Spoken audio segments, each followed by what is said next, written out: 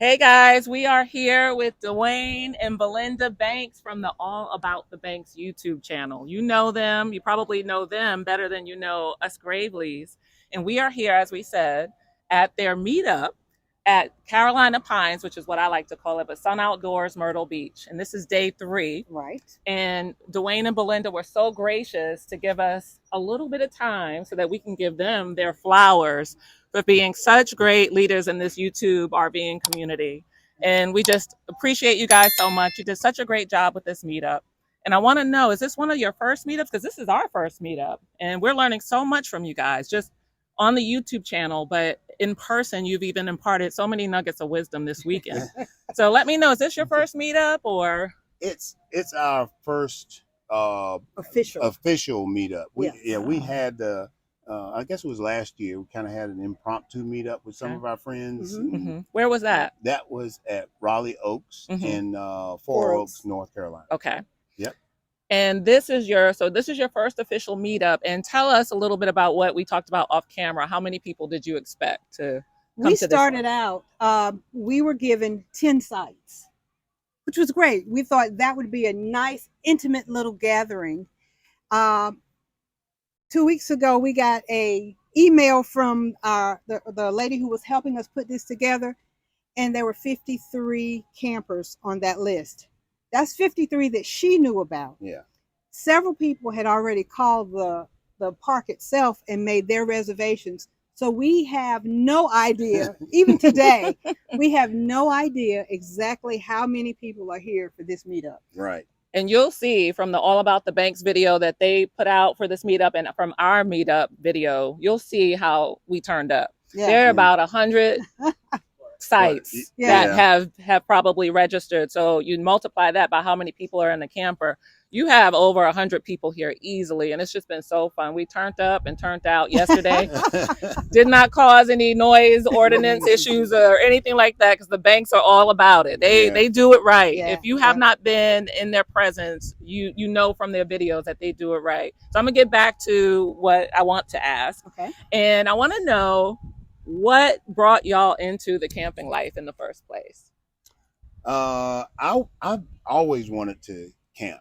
I was always fascinated by the campers and all that, and I camped a little bit, not a whole lot, just a little bit. Glamped or camp? No, camp. Okay. In tent like camp. Real camping. Yeah, and so year in year out, I was trying to get her to go camping, and I know the feeling. she would not go. She said, "I'm not going out in the woods.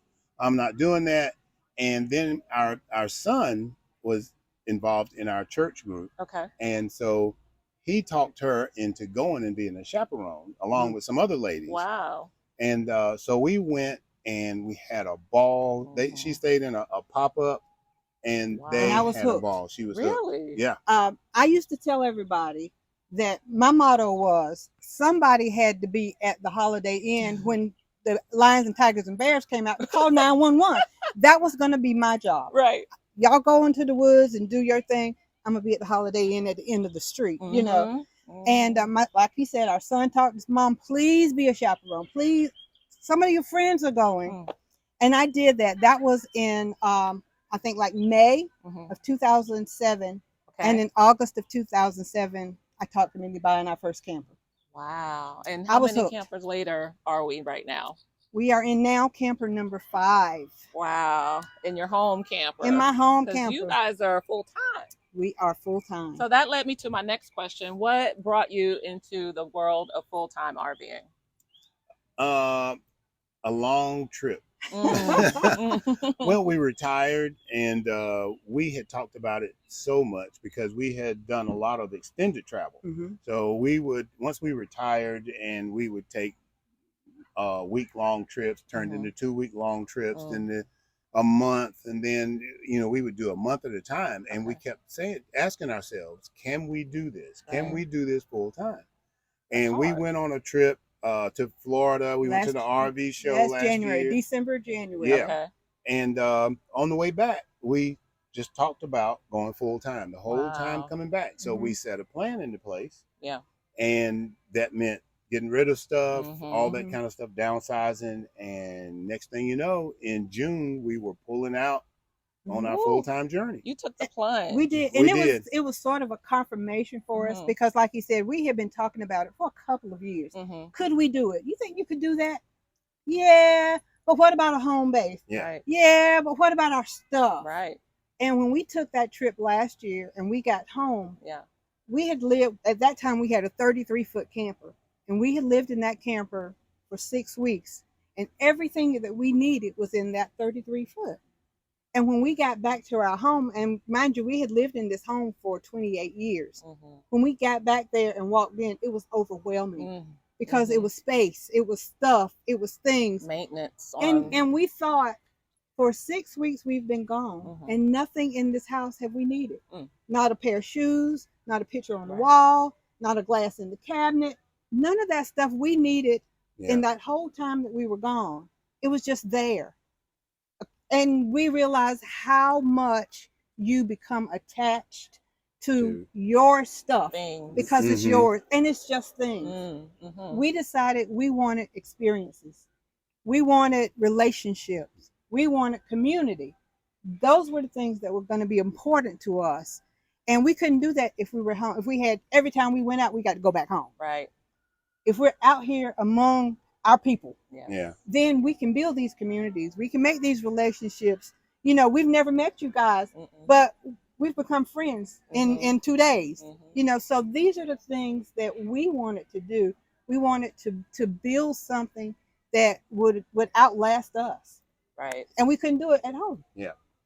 So we sold it all, bought a new camper, and here we are. That is amazing. That is just, I think y'all exemplify the energy that we were looking for when we started on our journey. We would watch y'all 3 years ago.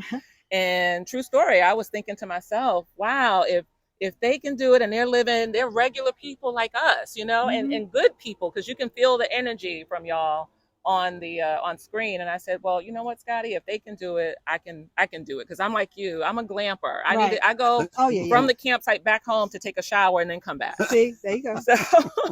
So you taught me a little bit about that and about cooking, the meatloaf recipes. You should have seen me the first time when my son and I had to go to a bathhouse. I mean, I was peeping around the corner, and then that's when I knew I need my own stuff. Right, your own. I need to be able to go into my camper and do what I need to do, and so you know, I gotta have my amenities. Right. So now that you are full time and you figured out that you can do this, what has been the unexpected reward, and what have you actually missed about having a home base? So what has been the reward that you didn't expect? And what has been the thing you missed? I know the thing for her that she missed. A tub. I know that's right. We have a little one, and your feet would be hanging out of this one. But we can make concessions for that. My children live in Charlotte, and they are actually our home base. Okay. So when we go to Charlotte, they know, clear the bathroom, mom's coming. Oh, I need a tub. That's nice. You know, after 1 or 2 tubs, I'm good. Right. Okay, let's get back on the road.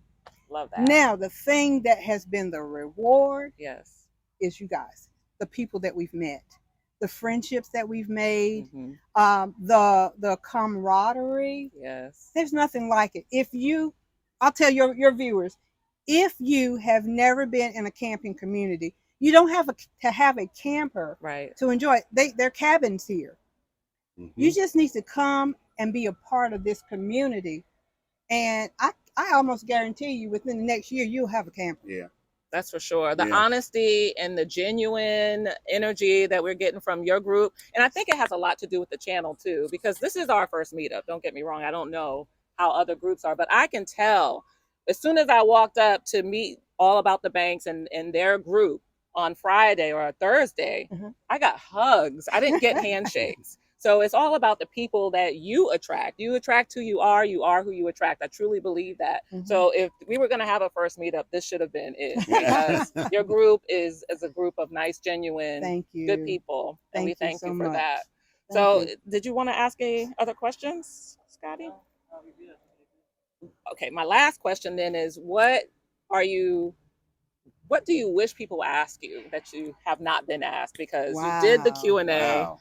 You have these questions that I'm sure you probably heard from me 100 times, but what do you wish people would ask you that we don't ask you? Man, that's a good that's one. a good one. That's deep. I don't know, because a lot of the questions that we get asked, are good questions, and they're, I guess, the most common sense questions, because those are the things that people think about the most. Right. The security, all that kind of stuff. How do you do this? How do you do this? How do you do that? And you're so helpful with your videos, right. And even in the Q&A, you helped us with the business side of it. You're so giving, and I think a lot of people, like you said earlier, in this YouTube channel space feel like there's competition involved. But I could tell from you just sharing what you knew about it was a gift to us, but you're also gifting and giving, So, okay, I have a question then. The final question would be, how big is your faith in terms of playing a role in this whole life experience that you've decided to embark on? When we started this channel 3.5 years ago, we said our goal was to inspire and encourage. Okay. If we can do that with one person or one group or anybody, then we've met our goal. We really want people to know that our faith, we are believers, and we know that, so many things that we are set out to do, we try to do it. Right. And it's not all about us. Right. And we got to remember, a lot of times it's not about us. It's about somebody that maybe we can help, or somebody that we can share with.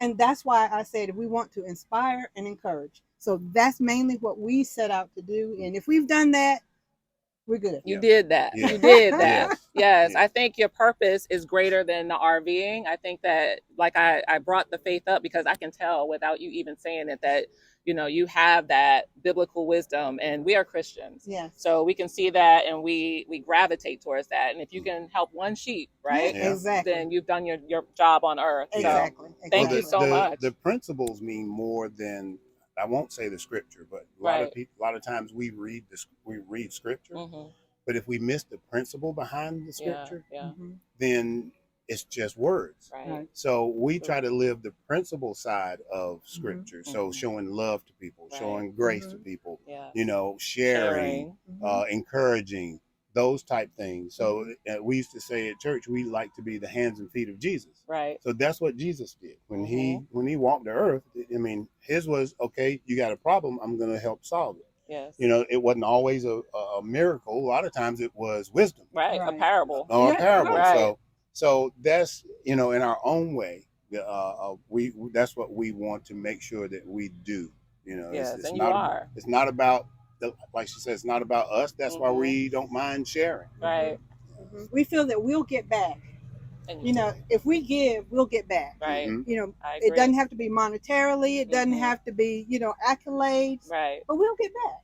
So that's what we want to do. We, like I said, inspire and encourage. Well, I believe you have accomplished that on this trip and in so many videos that you've put out. Thank you. Thank you for your time and this trip. This was amazing. And I wish y'all well in your mission to go out there and inspire and encourage the rest of us. Thank you. Thank you. Thank you so much.